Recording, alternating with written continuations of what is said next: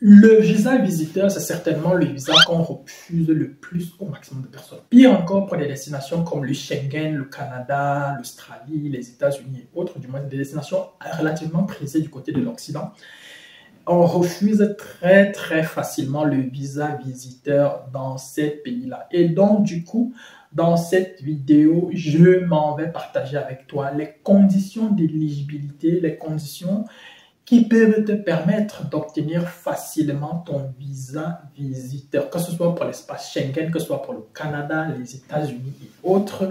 Cette vidéo, elle te concerne. Installe-toi car au cours des 10 prochaines minutes environ, je m'en vais partager avec toi toutes les informations dont tu as besoin. Maintenant, si tu as besoin d'accompagnement, comme je le dis toujours, le visa visiteur, malheureusement, c'est la seule catégorie de visa où d'un dossier à un autre, on ne va pas forcément faire le même travail parce que les gens n'ont pas le même profil, les gens n'ont pas les mêmes besoins, les mêmes exigences. Les dossiers ne demandent pas forcément de faire exactement la même chose. On ne peut pas toujours de répliquer ce qu'on a fait sur A, sur B, tout simplement parce que ce n'est pas toujours exactement le même profil, donc les exigences ne seront pas toujours les mêmes. Si tu as donc besoin d'accompagnement dans le cadre de ta procédure de visa visiteur, n'hésite surtout pas à nous contacter. Nous serons ravis de t'apporter notre expertise et notre savoir-faire. Installe-toi et au cours des 10 prochaines minutes environ, comme je l'ai dit, m'en vais partager avec toi tout ce dont tu as besoin pour obtenir en 2025 ton visa Schengen ou ton visa visiteur pour les États-Unis, le Canada, l'Australie, l'Angleterre et j'en passe.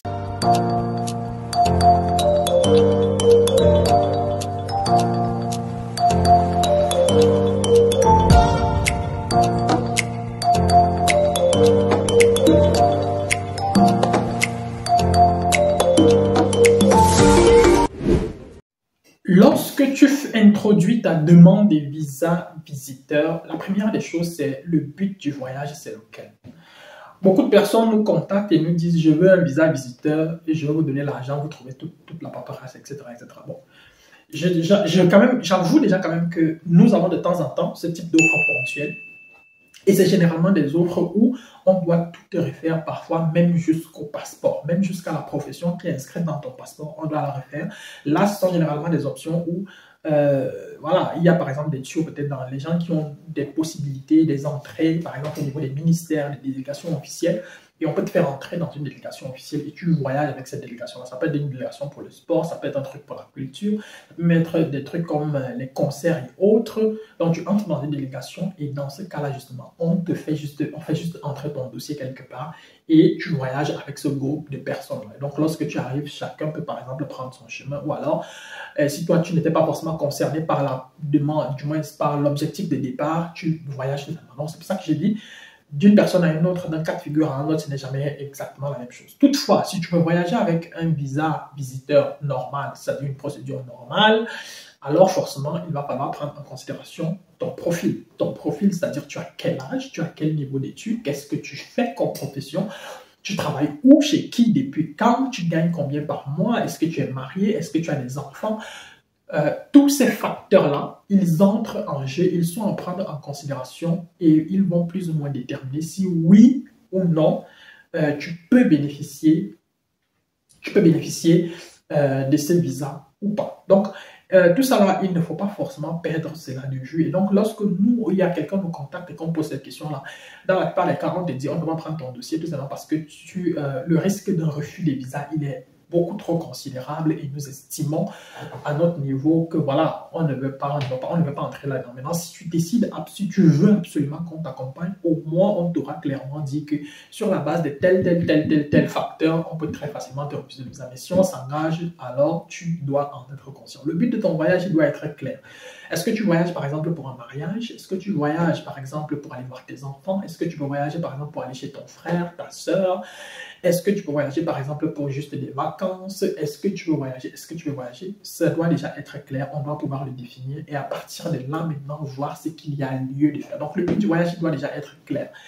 Est-ce que c'est par exemple un voyage pour les affaires? Par exemple, tu as un business dans ton pays, tu veux peut-être venir négocier des contrats, ou bien négocier des accréditations, ou bien obtenir des fournisseurs, ou bien gagner de nouveaux marchés, bref.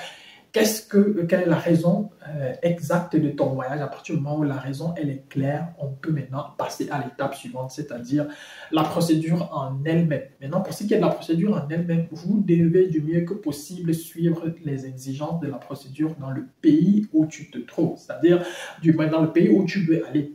Si tu veux aller, tu veux demander par exemple ton visa visiteur pour la Suisse, donc un visa de moins de 90 jours pour la Suisse, tu dois te renseigner sur quelle est la procédure d'obtention d'un visa Schengen pour la Suisse à partir par exemple du Cameroun, à partir du Sénégal, à partir de la Côte d'Ivoire ou de la RDC. Tu dois te renseigner pour savoir exactement comment ça se passe. Si par exemple il y a une représentation diplomatique dans votre pays, si oui, alors la procédure elle se passe comment? Est-ce qu'il faut prendre un rendez-vous en ligne? Est-ce qu'il faut appeler? Est-ce qu'il faut aller sur place? Est-ce qu'il faut envoyer un mail? Est-ce que tu dois le savoir maintenant? À côté de ça, quels sont les documents exigés? Qu'est-ce que je dois avoir? Est-ce que je dois avoir une assurance maladie? Si oui, ça doit être quel type d'assurance maladie? Est-ce qu'ils exigent des assurances spécifiques? Si oui, lesquelles? Etc. etc. Tu dois remplir toutes ces conditions-là. Tu dois suivre leur procédure exactement telle qu'ils l'ont décrite pour espérer avoir déjà un visa. Donc, pour espérer augmenter tes chances. Donc, tu dois absolument respecter la procédure telle qu'elle a été décrite.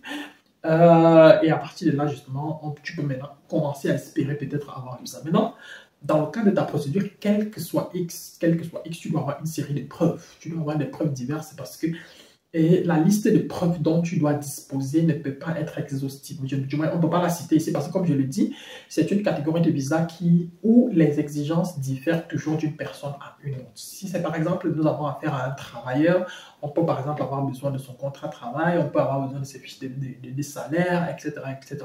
C'est par exemple un businessman, il aura les papiers de son entreprise, etc. etc. Donc, c'est par exemple quelqu'un qui a l'habitude de voyager pour d'autres pays, on peut avoir besoin des preuves pour voyager dans ces pays-là. Bref, si c'est par exemple une maman qui veut venir rendre visite à sa fille qui vient d'accoucher, il faut avoir par exemple la preuve de la parenté, qu'est-ce que la fille elle fait quoi, quel est son statut dans le pays, etc. etc. Quels sont ses revenus. Bref, d'une situation à une autre, d'une personne à une autre, ce ne sera jamais la même chose. C'est pour ça que je dis l'accompagnement ici que nous proposons dans le cadre du visa Schengen, il est toujours taillé, il est personnalisé en fonction des besoins et en fonction des exigences et de la personne que nous avons en face de nous. C'est là où on peut exactement te dire, OK, on peut prendre le dossier et si on fait ça, si on fait comme ça, on espère que nous pouvons obtenir un visa tout simplement parce que mathématiquement, sur la base de nos calculs, sur la base de nos estimations, on espère que si on fait comme ça, on peut arriver à tel résultat. C'est pour ça que toutes les personnes qui nous ont contactés jusqu'ici pour avoir un visa Schengen, un visa visiteur, elles ont eu leur visa parce que nous sommes très rigoureux dans la sélection des profils, nous sommes très rigoureux sur les conditions et nous essayons du mieux que possible de remplir toutes les cases, de cocher toutes les cases afin de garantir le résultat et garantir le visa à la personne qui souhaite voyager. Donc, si tu as besoin d'accompagnement, n'hésite surtout pas à nous contacter. On va voir si on peut prendre ton dossier ou pas. Et au cas où on peut prendre ton dossier, on va essayer du mieux que possible de donner tout ce que nous avons à donner pour espérer obtenir un résultat qui puisse plus ou moins te satisfaire. J'espère que cette vidéo, elle t'a apporté plus ou moins quelques réponses aux questions que tu te poses concernant le visa visiteur. Si c'est le cas, alors tu m'envoies ravi. Si tu as besoin d'accompagnement, n'hésite surtout pas à nous contacter. Nos numéros sont dans la description de la vidéo. Nos adresses le sont également. Si tu as Yaoundé ou à Douala, tu peux passer nous voir de lundi à vendredi, tous les jours ouvrables de 8h à 16h30. D'ici à notre prochaine vidéo, porte-toi bien, des choses à toi. Ciao, ciao.